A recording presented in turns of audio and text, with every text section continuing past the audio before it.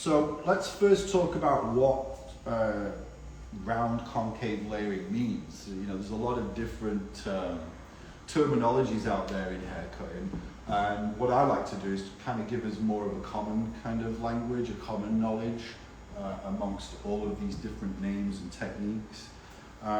If we're going to talk about the name of the haircut, technically it's called round concave layers. So what that means, there's a roundness in there and then there's concave layering going on. So when we talk about technique, when we're talking about concave and we're talking about layering, then what we're doing is we're talking about anything in this kind of vertical dimension in the haircut. So the concave will live in this up and down dimension of the haircut. And essentially what you're doing when you're concaving is the elevation up towards the ceiling. So what it's doing is it's taking the interior shorter, but then it's leaving the exterior longer so you can protect that length. Again, like I always say, pull away from what you want to keep. So I'm going to be lifting the hair up, which is pulling away from what's down here. Now, the round part of the haircut is what lives horizontally. So the front to back element of the haircut. So whatever distribution of weight that we cut through here is going to make it round. And essentially what round is, guys, is it's heavier towards the back, lighter towards the front. So when that falls, it actually descends into the back. So a round concave layer is essentially the longest form of mullet that you can do. And then the shorter you go with that kind of haircut, that technique and that shape, then it starts to become something different. And that's when we have all the different names of haircuts. So essentially what I'm going to do today is I'm going to do butterfly layering, or I'm going to do forward graduation, or I'm going to do a shag, or I've heard wolf being used, but wolf's a little bit different. It isn't just a short shag. There's graduation going on in that haircut, so it's a little different. But I'm really just going to go with this really super salon-friendly round concave layering. So the first thing I have to address is that when you're doing these haircuts, it's not a one-size-fits-all. You've got to cut according to the fabric that you're working with, and obviously the person that you're working with. So face shape, head shape, all that business. Really what I'm thinking about right now is density. What's happening with the density of the hair that we're dealing with? And that's going to determine how much weight we actually remove from the haircut. So essentially what we're going to do is we're going to start by just taking this corner off in the front and really just kind of leaving the majority of the weight through the back. So I'm going to work on, let's say, somebody that's got finer texture of hair to begin with. Because remember, you're going to have different people sat in your chair that are going to be wanting different, or wanting that same look, but they've got a little different fabric than the person that maybe is in the picture or the client that you've done previously. So we're going to go through a few different variations based on density of hair, and I'm going to show you how to kind of work with elevation as we work with these haircuts. That's such a common problem to have too, is that someone with fine hair wants a lot of layers to create volume, and yes, managing that. Definitely, it's understanding density and how the layer affects different densities, and really it's like knowing how to control it. How much layering do you want to do? I always use the analogy that it's better to be a chef than a cook. You know, understand all the ingredients and know when to put those ingredients together, instead of being that cook that just copies somebody else's recipe and doesn't really know the intricacies of how to change it and move it around. So that's essentially what we're going to get through today, is just being able to control the fabric that you're working with. So all I'm doing right now is just kind of sectioning down the center-ish. If you guys have questions, please feel free to go ahead and type them in. Kelly will get the best ones to me. Yep. I'm just kidding. She'll ask all of them. There was a couple of the name of the haircut, but you addressed that. Round concave layers, but. Yeah, round concave layers. A lot of the times, we're getting different names now. There's a different name every month. Mm-hmm. So we'll kind of like relate this technique to some of those haircuts. The great thing about this is it can be done on multiple different lengths, and that's when it becomes a different haircut. So the technique necessarily doesn't change. It's just the length that changes for it to become something alternative. Remember, the longer the hair is, the more movement there is within the hair. The shorter we go with the layers, the less movement starts to happen. So it all depends on what you're trying to achieve to begin with.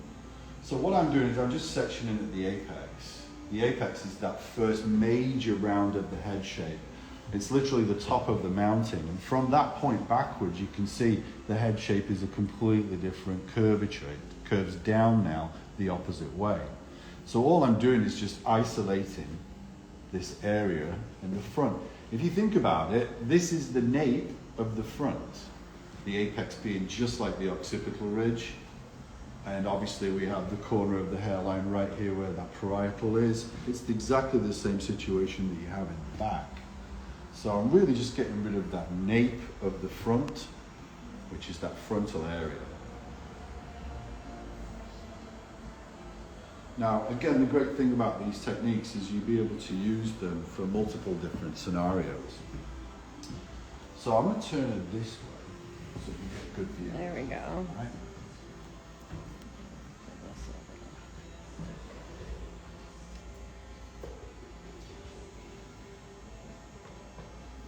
They like your hat. Thank you. So essentially what we want to do is we want to keep this length through here. I'm kind of working with the premise of it being a client not wanting to change the length.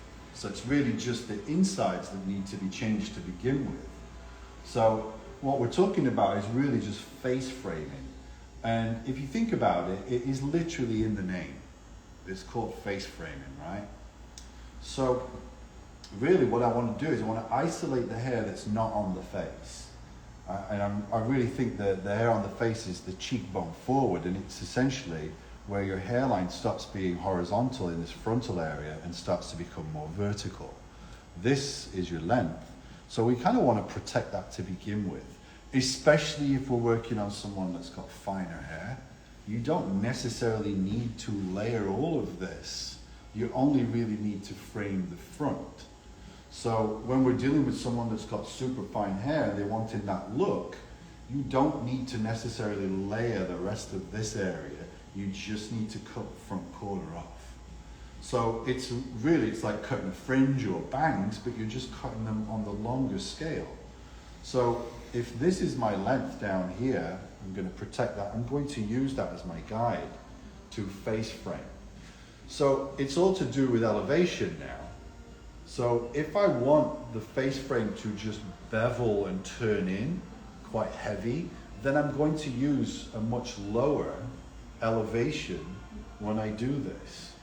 That's why this is sometimes called forward graduation, which is an old school kind of terminology for face framing, right? And that's because I'm holding this hair at a much lower elevation with the idea that if I bring up here, then I'm moving more into the layer world, all right? Now remember, I'm not necessarily going to have this hair live all the way on the face. It's always going to be kind of moved off to the side behind that cheekbone, isn't it? So it's really not going to fall into the graduation world because it's not falling vertically, it's actually falling into this horizontal world here. So that's a little too technical. But the lower I lift the hair, or the lower I pull the hair, excuse me, the heavier this bevel will be around the front. And so if I'm going to use the existing length, that's right there. All I'm going to do is just take this corner off. And then I've framed that front corner. And I've left and maintained all of the length through here. If I use this as a guide, then I will push this length even further backwards. So I'm using just this front piece right here. So again, just those little kind of like triangular area that you would use for bangs or fringe area, that's all I'm going to frame to begin with. And I'm going to use a much lower elevation to achieve that. If this is not short enough, I can obviously change the angle of my fingers, and I can also start to stretch the hair over onto the other side of the head. So if I do this, let me turn for you. Thanks. You see, if I now start to bring this over, that's going to pull this further over, and I can take away even more weight on that inside corner there. So I protect that length. So now I've taken that up a little bit further, and I've got a real nice frame going on there, and I've protected that length. So that's really just framing when you're working on kind of finer texture of hair. Now we're talking about kind of medium textures of hair. So this I would have cut to begin with, I just leave that. But now I'm moving into someone that's got a little bit more density, and we need to kind of layer it a little bit more. So what we did earlier, just to begin with, is pulled it super low. So that just kind of bevels the edge, all right? See, now I'm going to actually move into taking vertical diagonal back sections. Now the reason why it's vertical diagonal back is because it means that I get the entire hairline from front down to this ear in one section. Now the misconception here is that we pull that forward and we actually cut this angle to create the frame. If I pull that forward, parallel from that, then really what's going to happen is I'm going to leave this heavier and I'm going to cut the length off. So really what it's going to be is it's going to be more like an elevation up and an over direction forward. So here's what I'm looking at. You guys can see this, if you go over my shoulder, you can see the section angle on the head shape. So realistically, this is like an archway, if I had it on both sides, isn't it? Mm-hmm. So all I'm going to do, guys, is I'm going to pull the hair, my fingers are going to be parallel to the head shape. So I'm going to pull it forward and I'm going to follow that curvature all the way up to the top. If you think about it, it's like I'm pulling the hair along the walls of a tunnel and I'm cutting the entrance to a tunnel. That's the face frame. So that's all I'm going to do to begin with in this panel.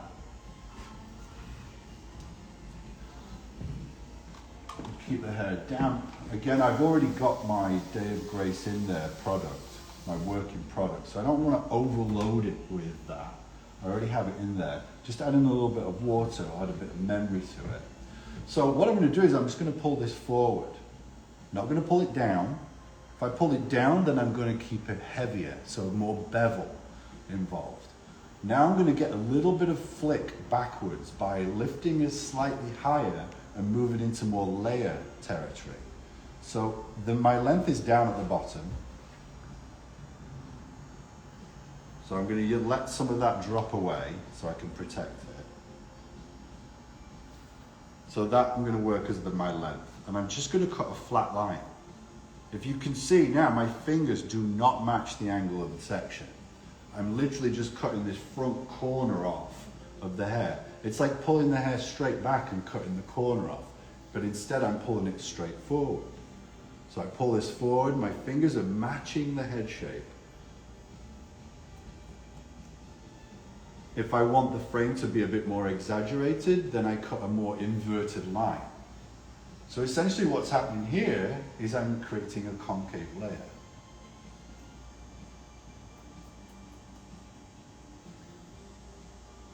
So now you can see that I've framed that front bit.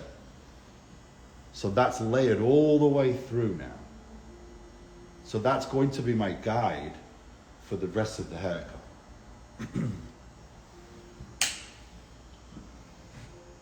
And then training your eye to be following the head shape and not your sectioning. Exactly. And I think that's one of the things, is like we've always been taught to be fingers parallel to the section, and that's not always true, especially when you're pulling the hair to a certain place. If you're following the head shape and you're not using any over direction, then that might ring true. But with this, if you think about it, guys, we're just going to pull the hair forward and cut this corner off that's hanging over. That's going to give us the frame. So I've got the guide now. I don't have to start from the bottom and work up. I can work from the top down. The reason I work from the bottom to begin with is so that I work from the length. I don't want to work from here and get down there and then there's surprises and I'm cutting like 3 inches of length off.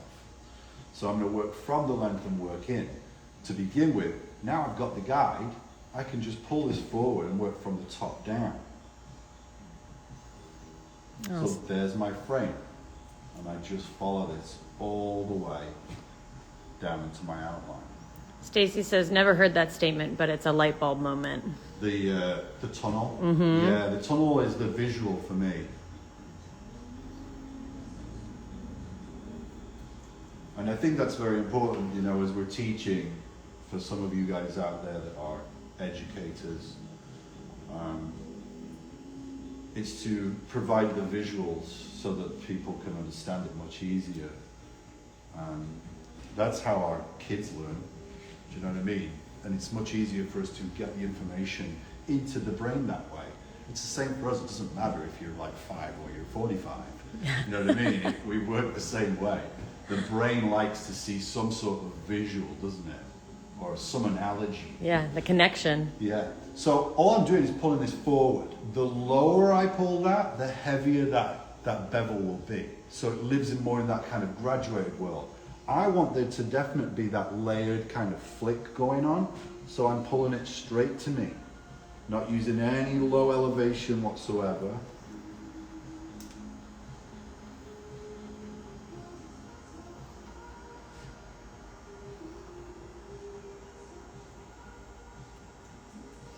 Can you talk about your body position while you're working in this section? Yes, so my body position, obviously I want to pull away from what I want to keep. So I'm going to be in the shortest spot, right here in the center. So I'm right in front of the legs, the knees of the client here. It's not a technique where I can work here and do this and work behind myself. Do you know what I mean? I need to be in full control. And I need to be able to see this part all the way through. So you can see by bringing all that forward, I've just got this beautiful frame all the way through. Obviously, this is cut technically. There's always that visual element to it once it's been dried and finished. So all I'll do now is I'm going to continue that into the back. I'm going to bring whatever reaches forward. So that will actually layer through everything else, but obviously minimal kind of layers because I'm pulling everything forward. If I want to go lighter, then I need to change my elevation and my over direction. So I'm just going to keep going with my section and into the back.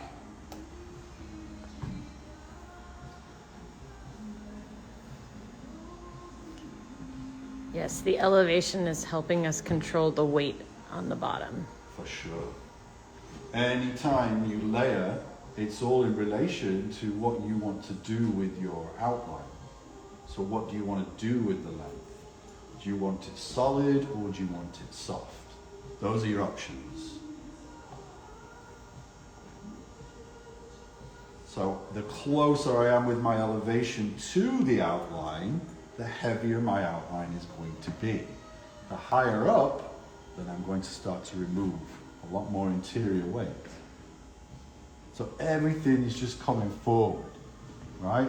And this is what happens a lot. We bring a lot of it forward, and in certain haircuts it's not necessary, especially those super fine textures of densities of hair. So I'm bringing this over the top.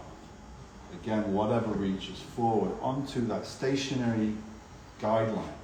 And that stationary guideline, like I was saying, the visual for me is I'm literally cutting the entrance to a tunnel all the way over here.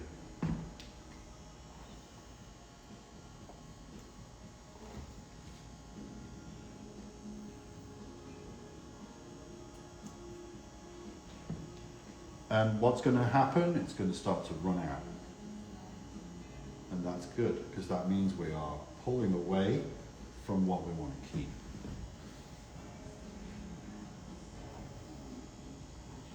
So over the top, whatever reaches. Got that urge to cut with every section, even if it's, Yeah. that's hard for me. Knowing when to cut and when not to, right? That Right, didn't don't reach. overcut. Don't overcut, Cut yeah. the guides. So now,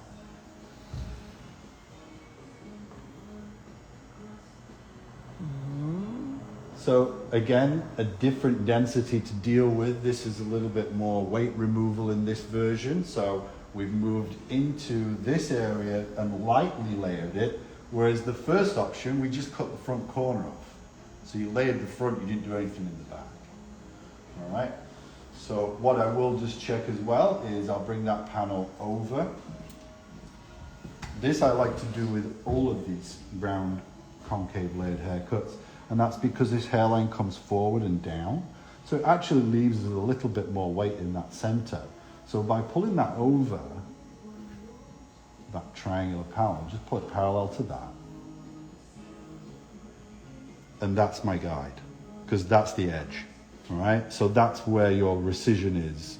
That's where your length is going to be. And this is that excess weight that can be taken off. So now, it just frames nicer into the inside. It's just that next step that sometimes you don't even think about and probably not been taught that, but that would be the, the next bit for that in the face frame. Cool, right? Mm-hmm. All right, so now we're going in with someone that's got loads of hair, right? We can afford to now come in and remove more weight on the inside.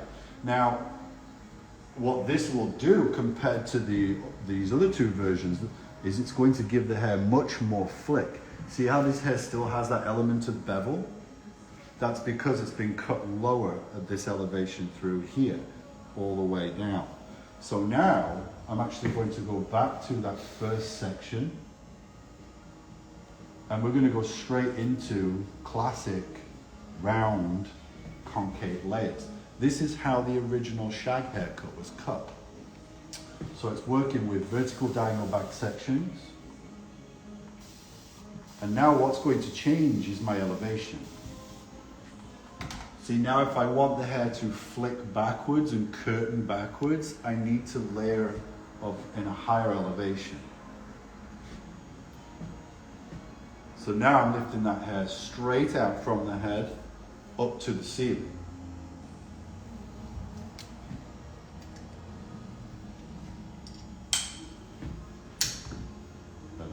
Mm-hmm. So I'm pulling that straight out from the head. And I'm knowing that right there is my length. So I can now change the face frame by angling that interior. So all I'm going to do is just take some of this weight out here and keep the edge.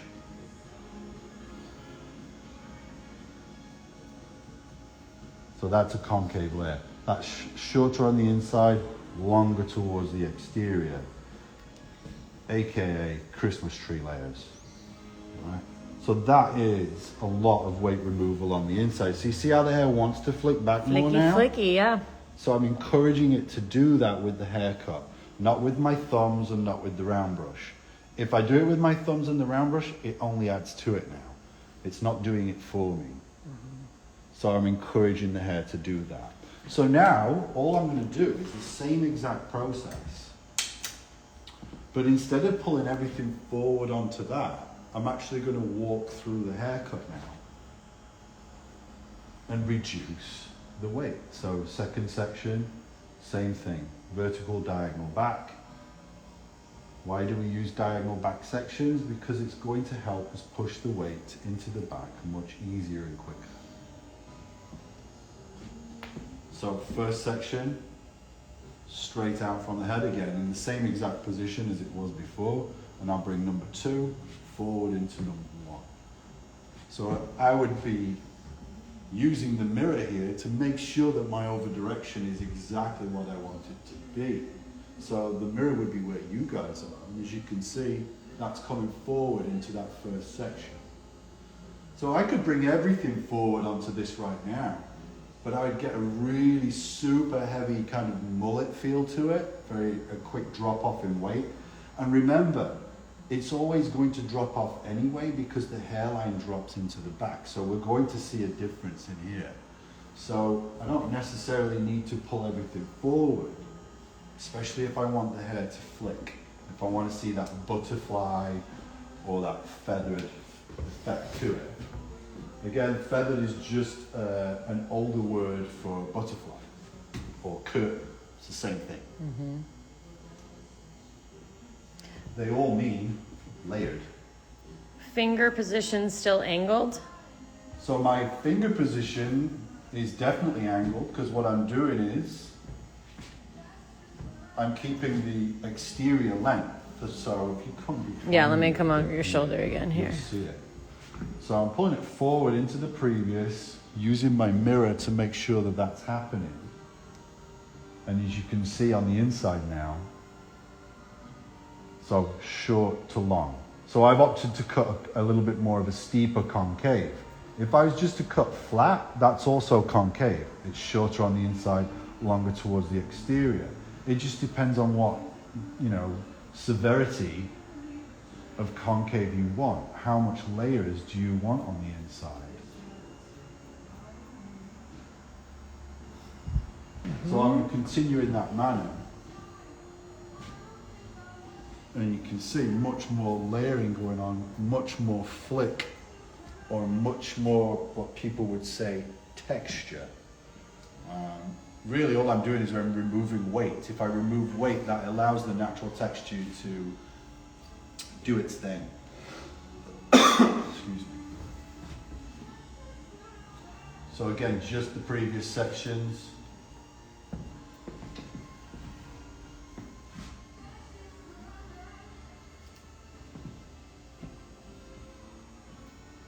We have not touched the length.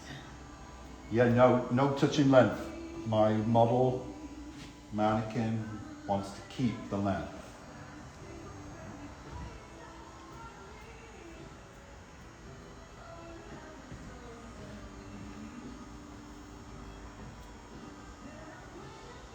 And as you can see, definitely keeping all the length and just taking that corner off, but now taking that corner off all the way through, not just through the front. So now we're seeing more interior layering through this area, whereas if I pulled it forward, it would be much lower and heavier.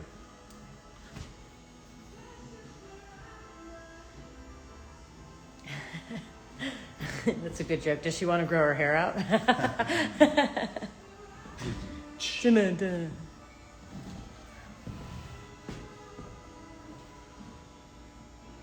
She'll be primed and ready for a kind of French bob after this, I feel. Oh.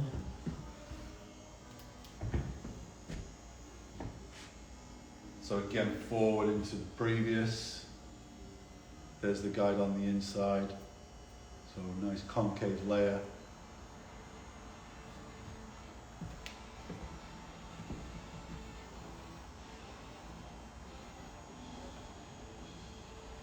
But remember, because that hairline drops in the back, you've always got more hair back there anyway.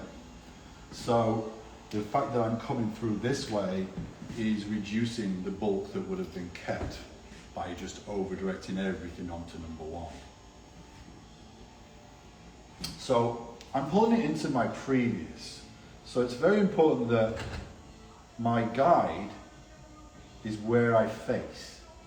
So my body positioning here is I'm not facing the section I'm doing because I'm actually pulling it into that previous section, which is just over here.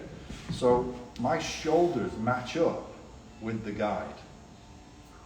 That allows me to pull the hair into the right place and do all the necessary twisting, not the unnecessary twisting that can happen when we start twisting and moving fingers around. So again, that's our third option. As you can see,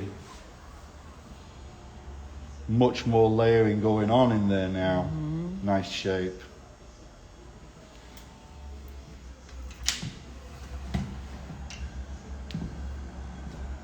Pretty cool, right? Yeah, all those flicks that just wake up, she'll shake it out, and then it's already flippy, flicky. Now, this is where you can switch it around, guys. See, now I'm going to cross-check what I've done. And this is where we can start to think smarter and not harder about it. See, keep in mind that I've just done this one side. So to do this side, I would have to do the exact same thing. It means that my section size would have to be exactly the same. It'd have to land at the same spot on both sides. That's going to take some time to achieve, isn't it? You're not going to do that. Nobody does that, right? We don't take that time to do it. That would require so much perfection. So what happens is we have one side slightly different to the other because we've not paid the attention to make sure that everything is simultaneously the same exact thing. It's kind of like cutting a graduated bob. One side always looks good, doesn't it? Then you've got to match the other side to it, and it just doesn't do it.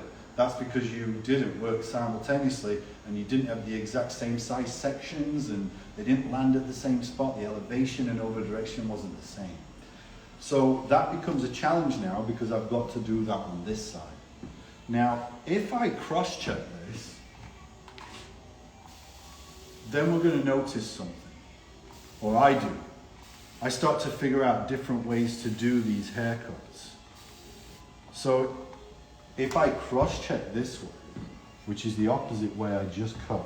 So if we work vertical sections, we check horizontally, right?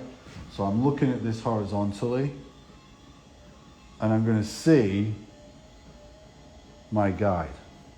So I'll just skim through that. But look at that guide. It literally follows the frontal part of the head shape. So that slope that you see on the head shape is literally what you get up here. So if that's the case, then why don't I just cut the entire haircut this way? And make it much easier on myself. See, whatever I cut here, I will now cut on this side and I'll duplicate the exact same thing. It won't be slightly different based on section size, because instead of me doing this, I'm just going to do this and bring it to the middle. So that's how I'm going to show you how to cut this side. This is what makes it so much easier to achieve. So down the middle.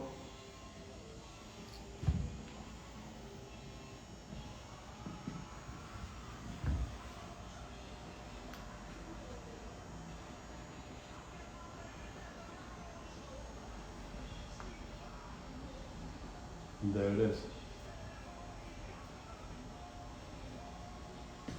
And I'm going to bring everything into section number 1. So my section size now can be actually quite big because it's a stationary guideline. So we can switch how we do these haircuts around to make it much easier and more balanced. See, look, it's stationary. It's a lot of head exploding emojis right now. That's the same exact process that I just did on the other side, but way easier. So that's understanding that haircutting is 3-dimensional. There's more than one way to achieve all these shapes that you guys are accustomed to seeing and doing. Same process. So how do I do that in the back? I do the exact same thing. So I take my sections all the way into the back. So when you're watching my reels and you see me do this front to back, it's me doing an easier variation of round concave layers. It's almost like I'm doing it the cross-check way. Well, I am actually, aren't I? Mm-hmm. So let's just join that into the other side, and then we'll have butterfly shag layers on either side. And again, the length you take it is what determines whether it is one of those haircuts.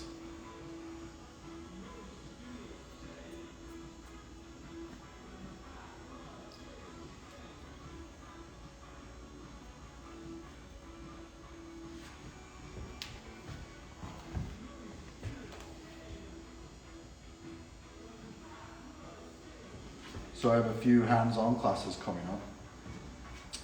I'm going to be on the East Coast in October next month.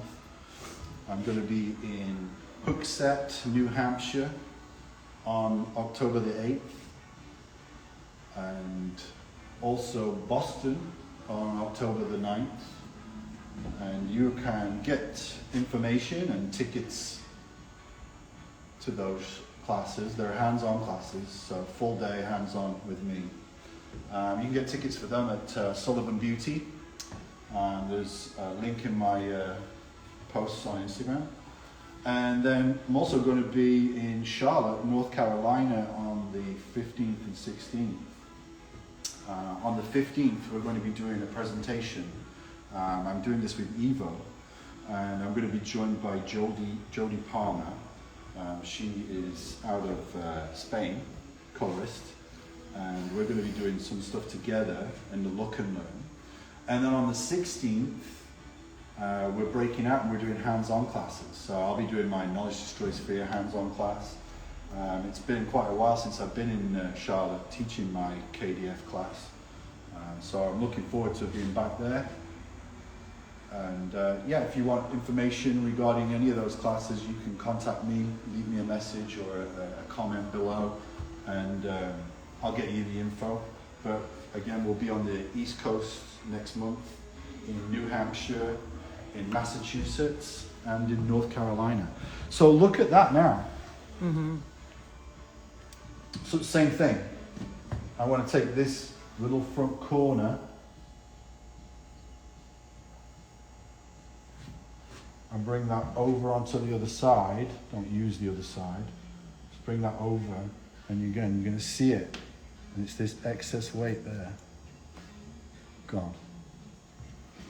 Not as much on that side because I layered all the way through, higher to begin with.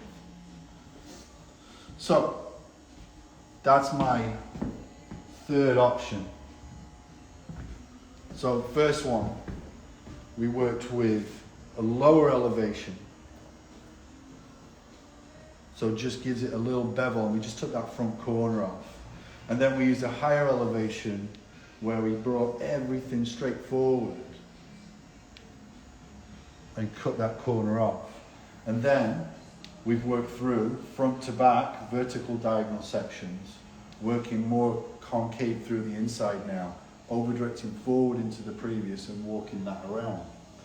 And then we realized that basically we could just cross-check that and we're going to see the shape of the haircut that we want. So all we have to do is actually take horizontal sections straight out from the head, copy that front part of the head shape and traject right off of that. So when I'm putting these front layers in, guys, I'm not lifting this up and just inventing the angle. I'm actually following that angle from front hairline up to the apex. Every person is uniquely different in that area. We all have that same kind of bone structure, but some people are going to be steeper than others and that. And I say always copy it, because it's going to fall on that person's head shape. It's when you start doing this one size fits all and then it falls, it doesn't work. Also note that when I work this first front area, and this is quite common, I see it happening quite a lot, is people lifting this straight up to the ceiling. If I lift this straight up to the ceiling, I'm actually over-directing this hair backwards. So what that'll do is it'll actually leave a little corner in that front, and if you don't take that corner off, then you're going to have this peak of weight through there. So again, that's something that you kind of want to play around with, whether you want that or not. So here's another variant of this kind of same technique. Because what if you're dealing with somebody that's got really long hair, right? And if you work horizontally and you just elevate sections up to the first, how do you know that you're going to protect the length that you have on the perimeter? See, what I've showed you works, but it only works to a certain point. For example,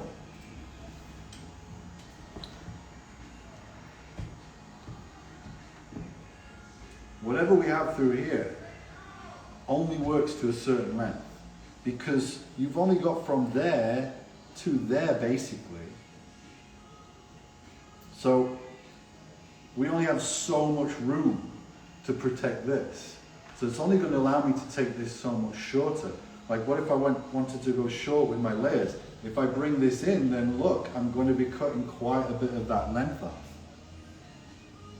So I've got to be kind of careful with that particular way of doing it. It's understanding what's going to happen. So a little way of working through that is to kind of combine both. Both techniques I've just showed you together.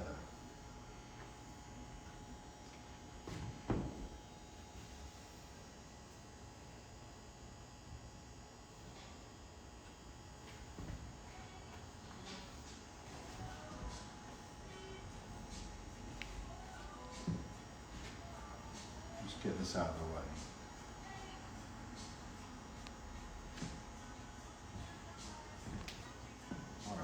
Mm-hmm.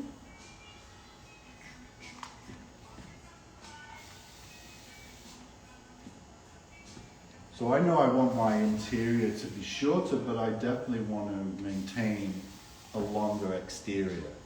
So a little bit more of an extreme. So what I'm going to do is I'm going to take a profile section right down the middle.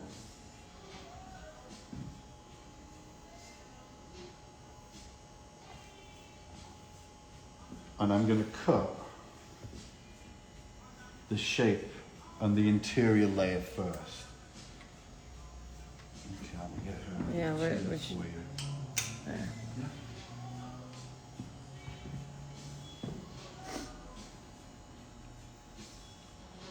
So now I want to go shorter with my layering.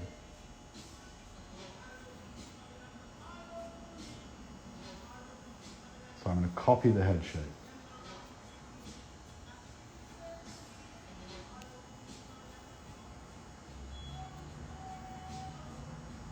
And now I'm just going to continue that angle into the back. Now remember earlier when I worked vertical diagonal back sections and I lifted up and I over-directed forward into the previous. When I cross-checked, it gave me this angle. So I know now that if I switch my section in and I use just a forward over-direction into my previous, then I'm probably going to get this angle all the way through. So that's the angle. So now, if I was to work horizontal sections and bring everything into the middle, this is going to go shorter. All right? What if I don't want it to go that short? So now I'm going to go into this hair.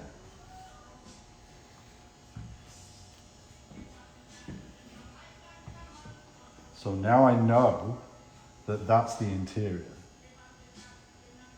And that's the length that I have. So now all I need to do is to work from that interior, get my angle right, and work to that exterior length.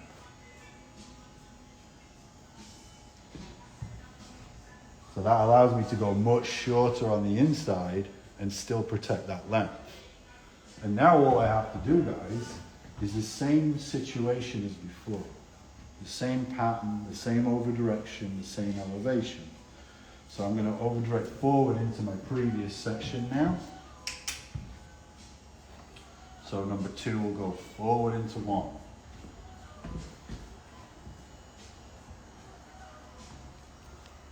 Follow my guide.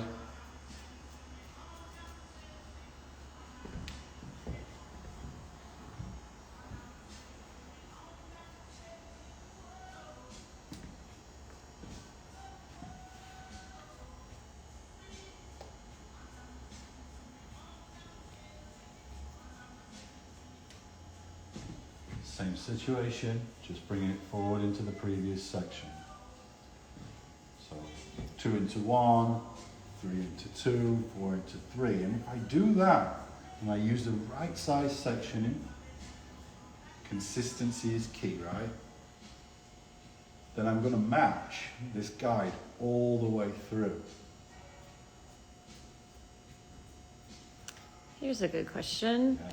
Would you use disconnection to account for density differences, especially if the hair is finer in the front of the ear? Well, here's the deal.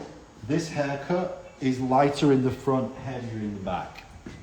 So we're already going with that idea. You're already encouraging it to do that. If you don't want that, then this is not the pattern and the over direction and elevation that you want to use. If you're worried about leaving densities in the front, then you want to change the shape. Mm-hmm. Remember when I said by lifting this up to the ceiling, it over directs that front backwards? That scenario might be good to fill in this area. So I wouldn't necessarily work more rounded, I'd probably work more of a square shape if you're wanting to fill this area in more. If you're wanting to fill it in even more, you're going to have to go triangular. Round opens curtains, right? Square and triangular closes, all right? It fills that area in. So you could use a disconnection, but then if you put a round over that disconnection, it starts to look a little strange. Mm-hmm. You want fluidity with the shape, so I wouldn't necessarily come through this way, I'd come more that way. I hope that answers your question. The whole density thing is challenging, but you have to understand, you're cutting a mullet. That's what round shapes are. The hairline is higher up in the front than it is in the back. It's already conditioned to be a mullet. So by taking the front corner off, you're encouraging that area to be finer and lighter.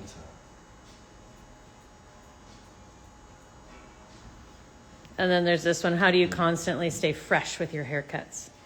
Well, that's a great question. How do I stay fresh with my haircuts?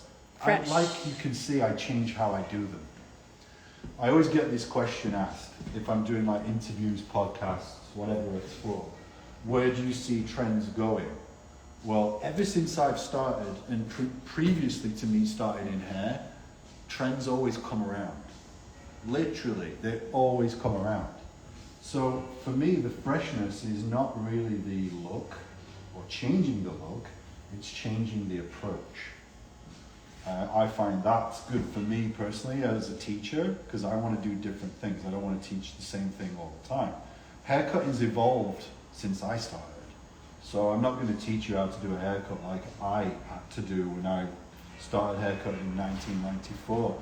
I'm going to switch it up a little bit and change the approach but still get the same effect. Mm-hmm. That to me is the evolution of the stylist and the educator.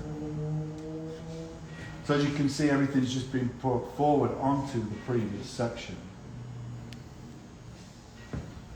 And again, I'm getting that quintessential round concave shag kind of feeling to it. And that's really what this haircut is. It's just a shag haircut.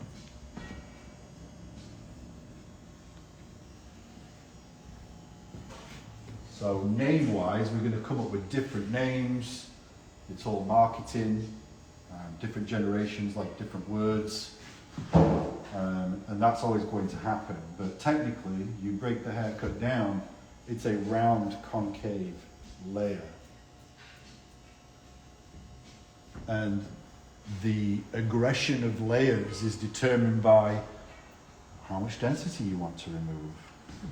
So as you can see, the more layer we got with this, the more texture came to life. Mm-hmm. The more flick. That's what layering does, is it adds flick to the hair. You want it to stay level or beveled, and you want one length or graduation. So again, all comes round onto the previous section, all the way into the centre back, and look what happened. I met up with what I have.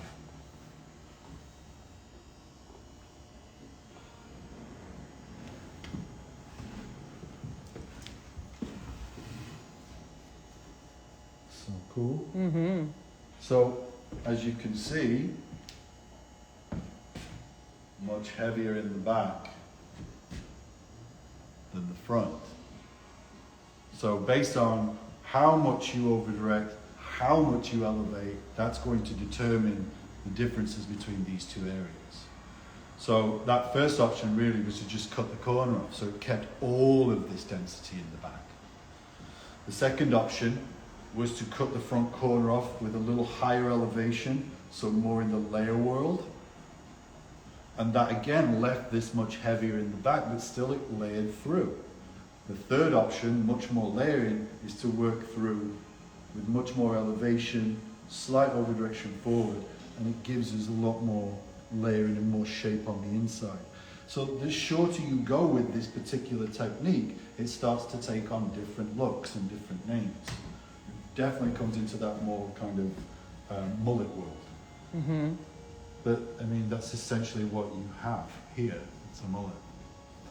So let's do that on the other side, and then we can do some styling. So again, I'm going to go down the middle, get some water on this.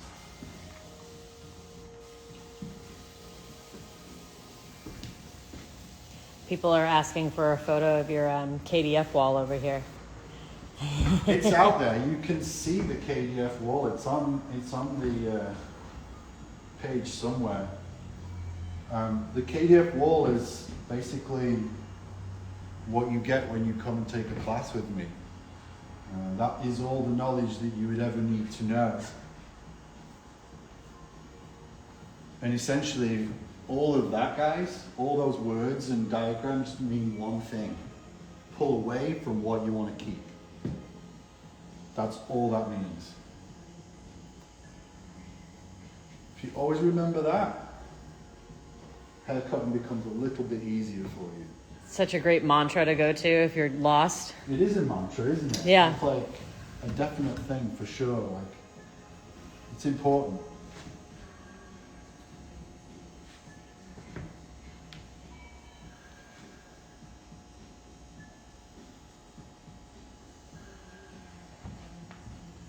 So there's my central guide. Just going to use that on both sides of this middle parting. I wouldn't want to do this haircut with a side parting. Shags and stuff generally don't work with side partings. It's a kind of symmetrical, balanced haircut. When you start moving into triangular shapes, that's when the parting becomes more of a play in the haircut. So now I've got that center bit. I'm going to use it as the guide through here. So vertical, diagonal back sections. Where are you based and where do you run your courses? We are based in San Diego, California, which is in the US. I don't sound like I'm from here because I'm not. I'm originally from England, from Sheffield, South Yorkshire. There's my guide, there's the interior guide. So all I'm going to do is meet those. Connect the dots. But we travel. This is something we do. I've been doing this since the beginning of my career. Was trained to be a teacher at Vidal Sassoon. That's where I taught for the first many years of my career. I'm now an Evo creative artist, so I travel around and teach my Knowledge Destroys Fear class. We use the amazing Evo products. And we also have them here at the factory, which is my salon here in San Diego. So now all I'm doing is working through from front to back and bringing everything into the previous section. My body position, I'm stood behind the head because I'm working from the inside out. What I don't want to do is work down. I want to work out because I can control the out with the elbow. So again, it's forward into the previous.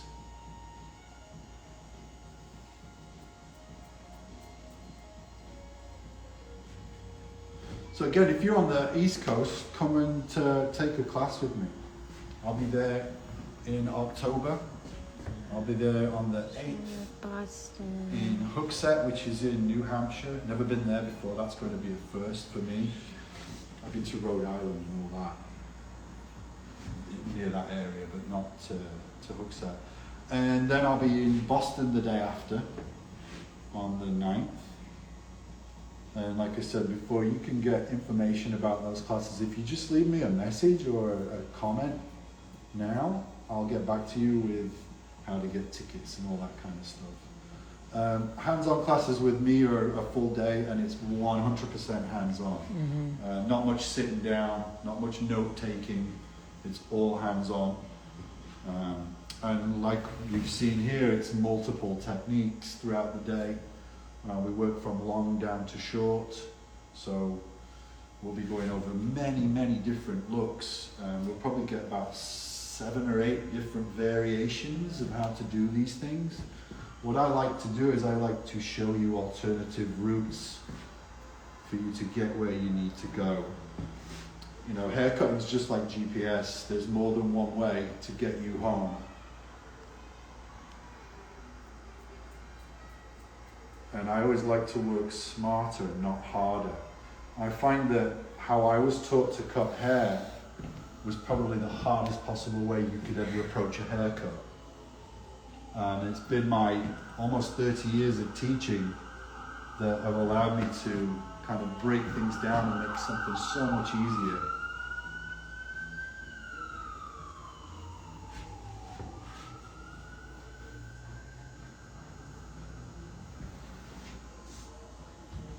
There's info on knowledgedestroysfear.com too, right? Yes, Yeah. You go to the website, knowledgedestroysfear.com. You can pretty much find anything about me here on my personal page, anything that we offer. And Knowledge Destroys Fear is more of a mindset. It's the theory behind it. What you use to cut hair is up to you. So we use razor as well as scissor. Yeah, there was just a question about point cutting versus straight cutting. It just depends on what you're looking to achieve, right? Think about it. Hair cutting's common sense, guys. If I cut blunt, then it's going to be blunt. It also requires a lot of perfection if you're going to cut blunt. Like, there's very little room for error. If you point cut, then you're adding a little bit of forgiveness to everything, right? A great way of cutting hair. It just gives obviously a different result and a different effect. So it's whatever you're trying to achieve.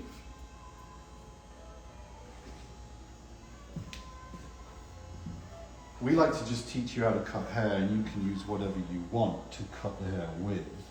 It's entirely up to you, whatever floats your boat. I love to use both tools. I use the scissor and the razor nowadays, which Kelly does as well. It just makes us better at what we do. It's just a richer kind of wealth of knowledge and skill level. Look at that shape. It's great. Cool, isn't it? Yeah. Okay, I'm just give that a little look over here.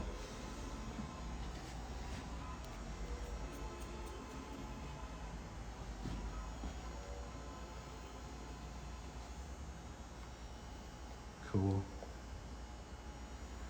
So if we want it to, it's going to do it. It's cut to do that. It's cut to work in if you want it to. But I feel now that we've got that in there, next step is to just kind of let this style now, right?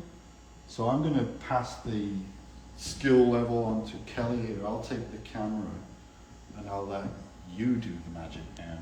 Work on the gimbal. Thank you for letting me cut hair for you guys. We'll be back next week as well. We're going to be cutting scissor and razor next week, so we're going to do the same shape. Not this one, but same shape each. One with scissor, one with razor. And yeah, so let's do some styling now. Yay. Cool beans.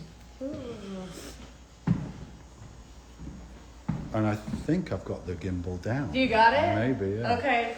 All right. Hi everyone, I'm Kelly. I was doing gimbal before, but now we're going to be styling this using our Evo products here.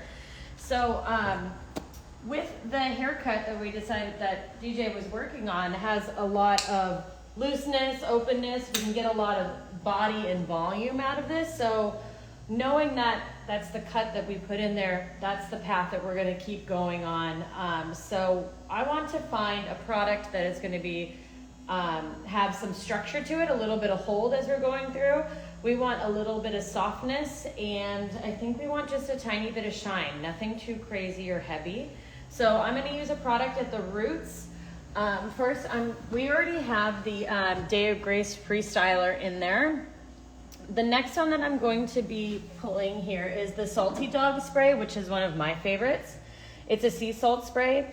I want to have a little bit of grittiness and lift at the root, so this has a small shine factor and a small amount of hold, but it kind of just leaves it like you've been at the beach. So I'm going to go through sections. I want to make sure that I'm having consistency with my saturation with my products as I go through here. That way I know over the whole head we're having the same distribution. So just kind of taking these sections. I'm not going to disrupt the shape that it's sitting in too much currently, because it's falling the way that someone would get out of the shower, shake out the hair, and want it to fall really nicely. That to me is key. It's like, even when you're cutting it, when you're finished cutting, it should look like what you want it to look like. It's just wet. Right. You shouldn't have to do too much styling to make it do something. So it's really cutting with intent, and then adding the right product to it. It makes drying so much easier. Got a little question here. Is Evo good compared to something like Paul Mitchell? As far as comparisons go, I don't really think they compare. To me, Evo is a different league when it comes to the styling products. That's my opinion. But there's many different product lines out there. This is the one I love to work with. So now that I know that I'm going to get some hold and a little bit of lift at the roots, I don't want to resaturate and start all over again, right? So what I'm looking to do is add a little bit of moisture and separation on the end. So now I'm going to be using the Whip It Good moisture mousse. Now, what I do is usually put it on the back of my hand. This way I can get a big lump of it and then take my sections as I'm working through off of my hand and kind of just work this through the ends. Now, really kind of doing some more of a prayer hand movement here as opposed to trying to rake it through, because I don't want to create frizziness here. I really kind of want to just press the product into the hair as I'm coming through. Like I said, not disrupting it too much as I go through, letting the hair sit. Also, that way the client knows as we're coming through, it's not a complicated process, right? Coming in, pressing that hair product through, and working around the head to make sure I have even distribution.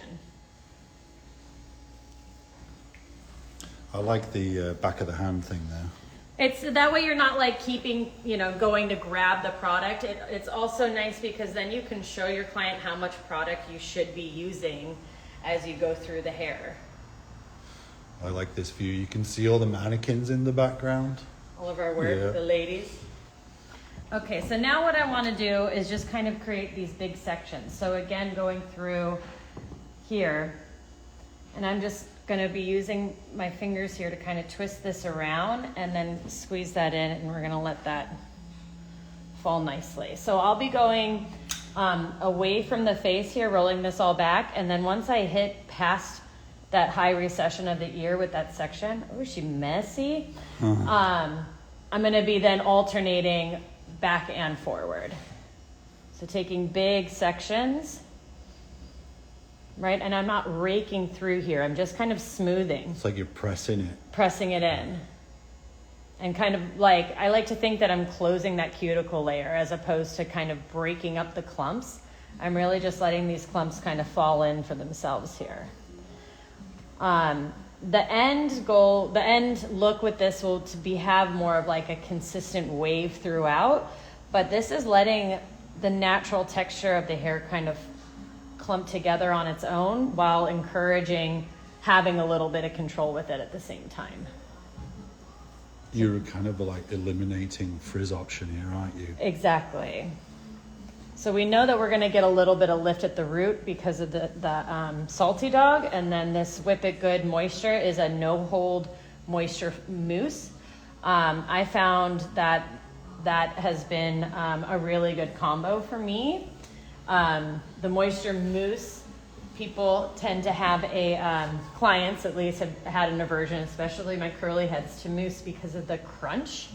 Nobody wants a crunch. Everyone kind of wants some movement and a little bit of looseness. Now with this, because this mousse has no hold to it, it will create a small cast as we're drying. But once we break that up, it's such a soft finish. Run your hands through it type of finish. Really great for like, you know, at the gym, like if clients are wanting an easy style after they've washed their hair, just a little bit of this moisture mousse in there as their hair is drying throughout the day. So you've got the Salty Dog and the Whip It Good, right? Mm-hmm. Yeah. Okay, so now I'm over the ear, so I'm gonna be going forward. Now, for me behind the chair, I don't tend to use a lot of styling tools. I really like to kind of just do hand styling and work with the texture that's given to me. Now I can do a mean blow dry, but this is the vibe and the style that I really like. I like things that are user friendly. It's not complicated, it just takes a little bit of patience. It's all the prep, isn't it? Yeah. I think we get a little lazy when it comes to that. We just want to start using the blow dryer.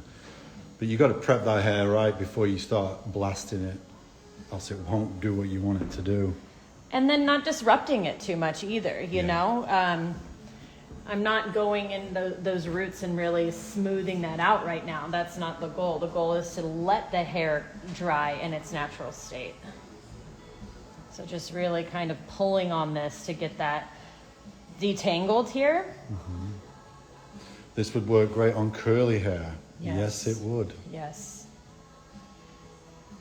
You know, and play around too with how thick of a section you're going to take. The thicker the section you take, of course, the thicker the wave is going to be. So we could take smaller sections. Also being mindful of which way I'm going, right? Forwards and backwards. Having a little bit of, it adds more dimension. Yeah. To have one pushing forward, one pushing more back. That's where we're going to get a lot of that flickiness from the haircut. As opposed to everything coming backwards, then you get that Farrah Fawcett.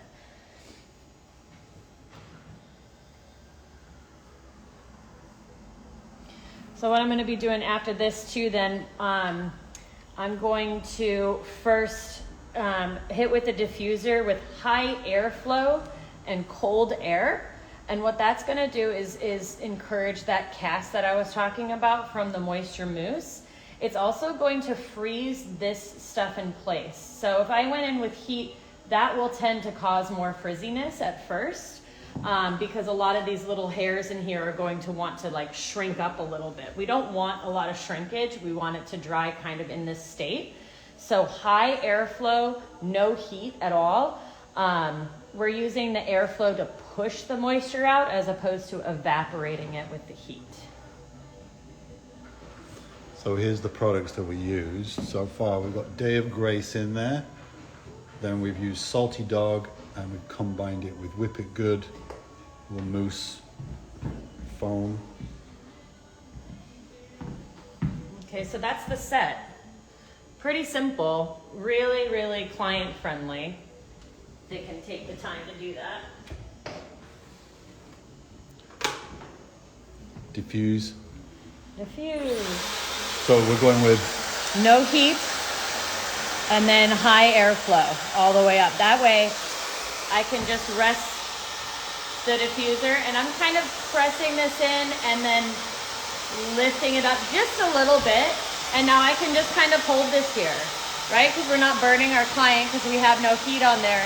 And it's letting that air just push through the roots so we can get a lot of, we can get these roots dry first, because that's always the hardest part, especially the denser the hair or the tighter the curl. Getting the roots dry can be really difficult. So just lifting that up a little bit.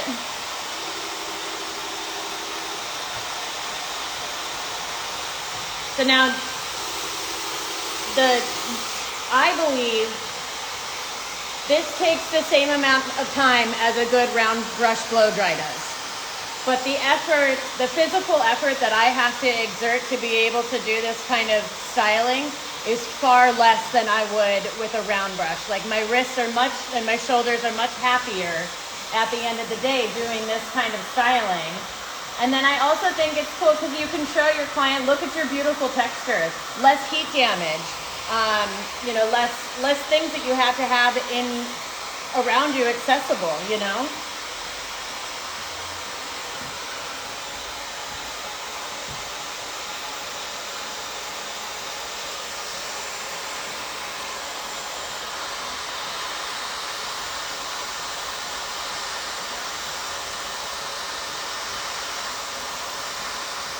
Now I want the roots to be at least 80 to 90% dry before I move into my next step.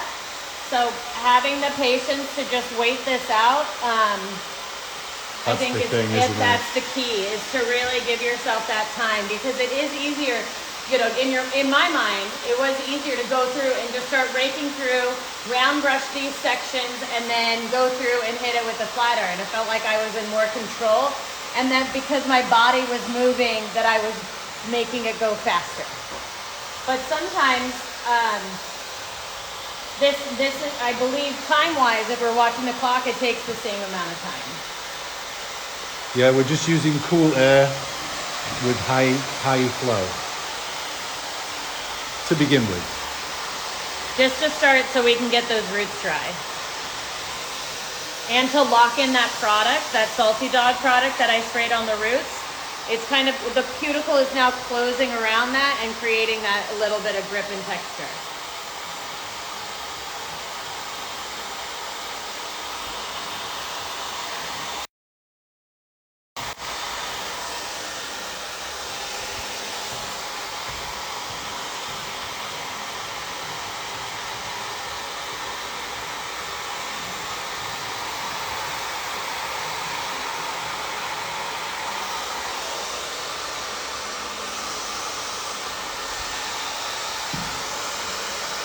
A really good tool to use in this too would be like a rat tail comb, or some people really like a chopstick to be using this to kind of slide that in and then lift the roots a bit.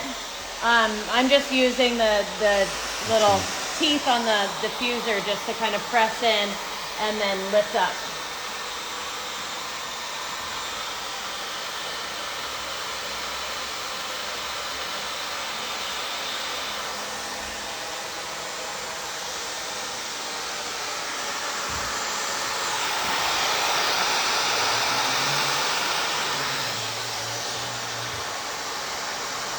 All right, so I'm feeling like my roots are dry. So now what I would have my client do for this finishing part, let me lock her in here. I would have my client do a flip over for me. So let me Flip her. Come on down. Where is she? You got it? Yep. I can undo that for you. There we go. Okay, so usually have your client do like a whip. Tell them to whip it forward and then keep it down. Now I'm going to switch to a lower airflow and then a medium, higher heat. Yeah, I'm at a medium heat here. Okay. And I'm just going to be resting this away from the face. So angling the diffuser away from the face and making sure the diffuser is not touching the face as well. And then kind of checking in with my hand to make sure that we're not burning the hair. If my hand starts to hurt and get burned, then you're burning the hair. But this medium heat, this is fine on my hand.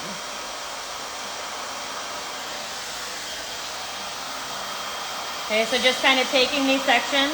Now the low airflow is so that we don't get a lot of movement and a lot of frizziness as it's coming through. And then the heat to evaporate the rest of that product, or the rest of that moisture. You can even take your big sections here and just rest it inside the diffuser. I'm not coming in from underneath and disrupting the curl. I'm resting the curl inside the diffuser. Now you can see it's not blowing around inside. It's just kind of getting hit with that heat to kind of finish that off. Okay, same on this side.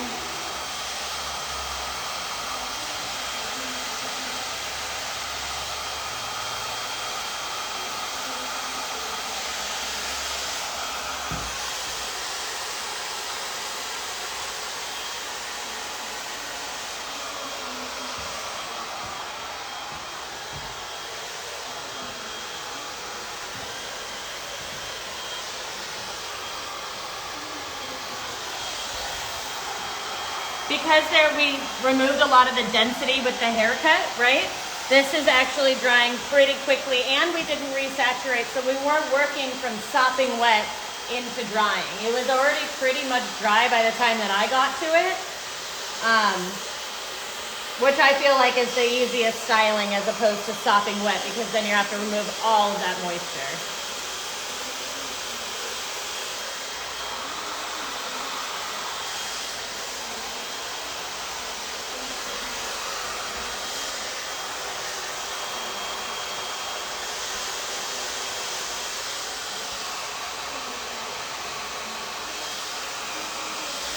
Okay, so now if this was a client, what I would ask them to do is to come up slowly so I can be in control of how this hair is being, that they're not gonna whip it back and run their hands through that. I ask them just to sit up nice and slow. Come on up, my friend. Lock you in. And then the last finishing touch with that is now I'm gonna go back in with no nozzle, no heat again, and a low airflow. No heat, low airflow. And just shake this out and lock that in, you know, because same idea as when you use a round brush and you're rolling, and then you lock that round brush in and you leave it to let it cool down. I'm actually just using cold air to cool this down and shake these roots out a little bit. You can add a little bit of direction in there, kind of reset some of those curls a bit. But I really like how we've got a little bit of grittiness at the root, that it doesn't look greasy. From the Salty Dog, we've got some moisture and separation on the ends. And we've got our client's beautiful natural texture coming through, something pretty simple that they can do themselves that shows off the really great haircut.